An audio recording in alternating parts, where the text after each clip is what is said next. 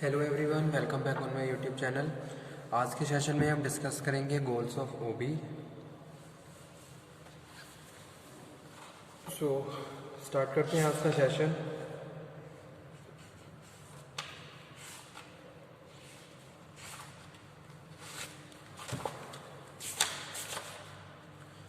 So let's begin. Goals of organizational behavior. Four goals of organizational behavior are to describe, understand, predict, and control human behavior at work. Okay, so these are the goals of OV which play most important role in the study of the organizational behavior. Okay, so four goal: describing, understanding, predicting, controlling is most important aspect of the organization for a manager, because manager have to complete these objectives to analyze the behavior of human being during the work in the organization. Okay, तो किस तरीके से लोग organisation में काम करते हैं और ड्यूरिंग वर्क एट वर्क किस तरीके से वो एक पर्टिकुलर सिचुएशन में रिएक्ट कर रहे हैं. Okay, so this is the most important thing for the manager to perceive the behaviour of their subordinates. Okay, तो वही चीज यहाँ पे हम कह रहे हैं कि भाई जो गोल्स ऑफ ओबी हैं उसमें हम बात कर रहे हैं फर्स्ट वन जो कि है डिस्क्राइब. ठीक है, डिस्क्राइब क्या है? The first objective is to describe systematically how people behave under a variety of conditions. Okay, तो सबसे पहले जो गोल है ओबी का वो यही है, डिस्क्राइब. लोग अलग अलग जितने भी ऑर्गेनाइजेशन में लोग काम करते हैं वो varieties of situations, varieties of condition में किस तरीके से रिएक्ट करते हैं. You have to describe their behaviour. Okay, so same thing is mentioned here. The first objective is to describe systematically how people behave under a variety of conditions.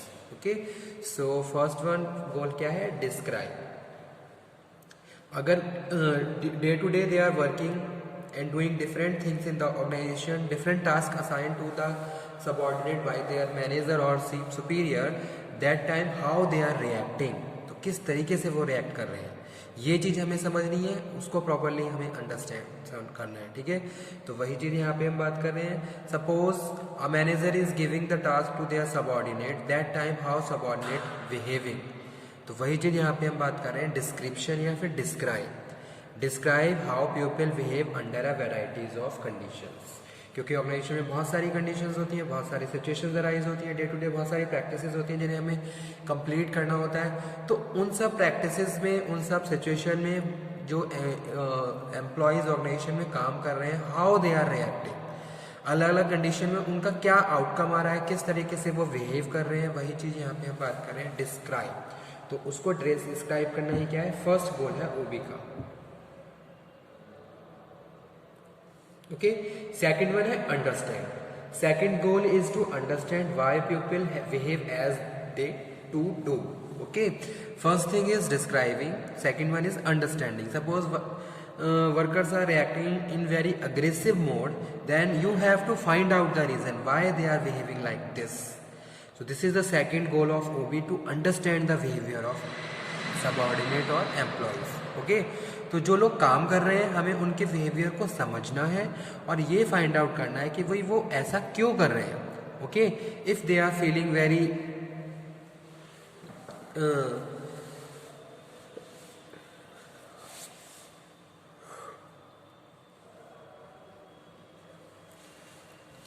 if they are feeling very and they are very aggressive in mode, then you have to find out the reason. क्यों वो aggressive mode में हैं, वो इस तरीके से react क्यों कर रहे हैं, एक particular उनका जो outcome निकल के आ रहा है, जो behavior है वो क्यों आ रहा है, उसके पीछे क्या reason है. तो वही क्या है, second goal है OB का, to understand, to study the organizational behavior. Okay, understand.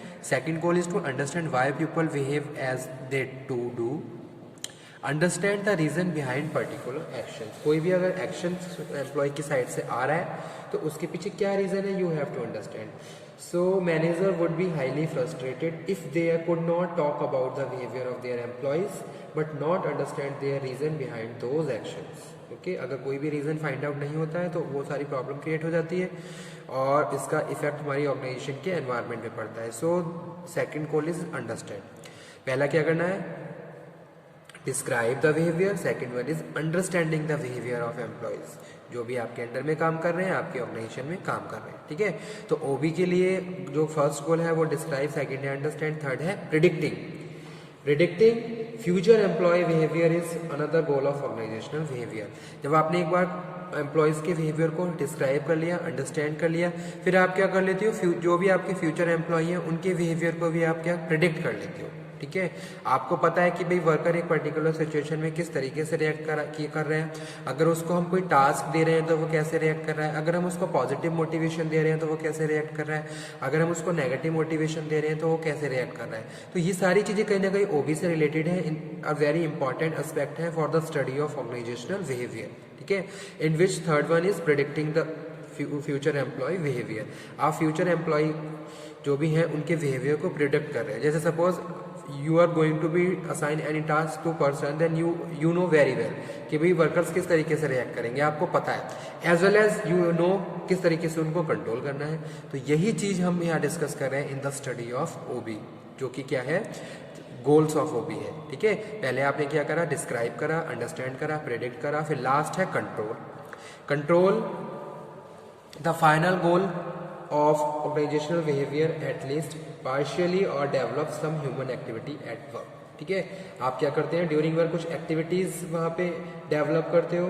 Since managers are held responsible for performance outcome, they try to make an impact on employee behaviour, क्योंकि अगर कोई भी इवेल्युएशन होता है, रिपोर्टिंग है, तो उसमें क्या है, मैनेजर का इंपॉर्टेंट रोल प्ले करता है। He is accountable for the performance of the employee. तो उस केस में वो क्या करेगा, आपकी परफॉर्मेंस को इम्प्रूव करना चाहेगा, आपकी परफॉर्मेंस जो भी फैक्टर आपकी परफॉर्मेंस के लिए प्रॉपर नहीं है उनको वो कंट्रोल करेगा। तो वही क्या है, फोर्थ गोल है ओबी का, control the final goal of organisational behaviour is at least partially and develop some human activity at work, जिसकी हेल्प से आप उनके बिहेवियर को कंट्रोल कर सकें, ठीक है। जैसे आपने क्या करा, उनको कोई इंस्ट्रक्शन दिए, उनको कोई ऑर्डर दिए, उनको आपने नोटिस दिया, तो ये सारी चीज़ें कहीं ना कहीं उनके बिहेवियर को कंट्रोल कर रही हैं, उनके बिहेवियर को इन्फ्लुएंस कर रही हैं, और जैसा भी आप उनको एक्शन में कन्वर्ट करना चाह रहे हो वैसा ही वो परफॉर्म कर रहे हैं, ठीक है। They try to make an impact an employee behaviour, skill development and team effort and productivity, okay.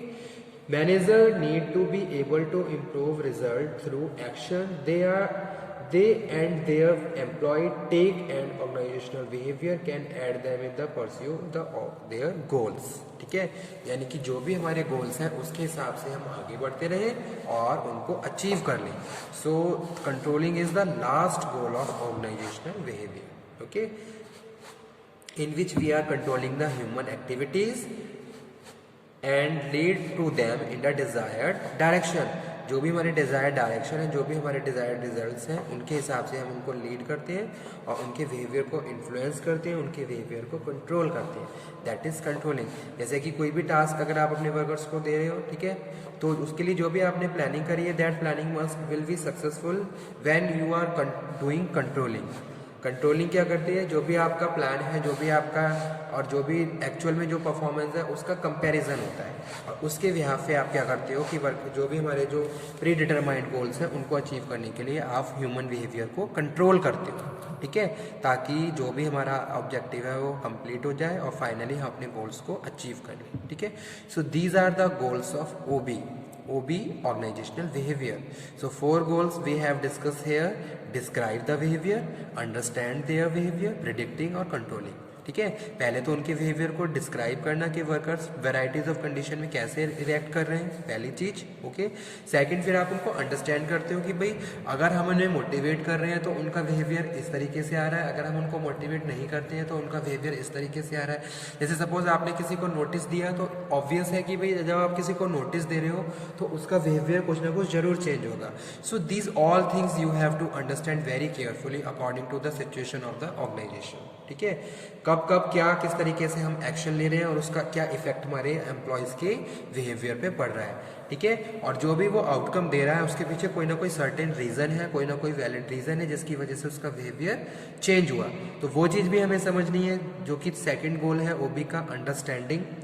Third one है प्रेडिक्ट में हम बात कर रहे हैं कि भाई आप क्या करते हो, जो भी बिहेवियर है उनको तरीके से प्रेडिक्ट करते हो, डिटरमाइन करते हो एज अ फ्यूचर एस्पेक्ट, कि भी फ्यूचर में अगर हम इस तरीके से अपने कुछ चेंजेस लेंगे तो जो भी वर्कर्स हैं उनका किस तरीके से बिहेवियर निकल के आएगा, वो उसको एक्सेप्ट करेंगे या उसको रिजेक्ट करेंगे। ठीक है, तो ये सारी चीज़ें आप क्या कर रहे हो, प्रिडिक्ट कर रहे हो, एज वेल एज फोर्थ है कंट्रोल, और आप उनको बिहेवियर को कंट्रोल भी करते हो। ठीक है, तो ये तो हो गए गोल्स ऑफ ओबी। अब यहाँ पे हम बात कर रहे हैं की forces affecting organisational behaviour. Organisation के बिहेवियर को जो फैक्टर्स अफेक्ट करते हैं, सबसे पहला क्या है, पीपल, यानी कि जो लोग काम कर रहे हैं। अब वो इंडिविजुअली काम कर रहे हैं, उसका इफेक्ट भी ऑर्गेनाइजेशन पे पड़ रहा है। अगर वो ग्रुप में काम कर रहे हैं तो उसका इफेक्ट भी ऑर्गेनाइजेशन पे पड़ रहा है। ठीक है, अगर बेटर तरीके से टीम वर्क में वो काम कर रहे हैं, टीम स्पिरिट है, तो कहीं ना कहीं हम वहाँ की एफिशिएंसी बढ़ेगी और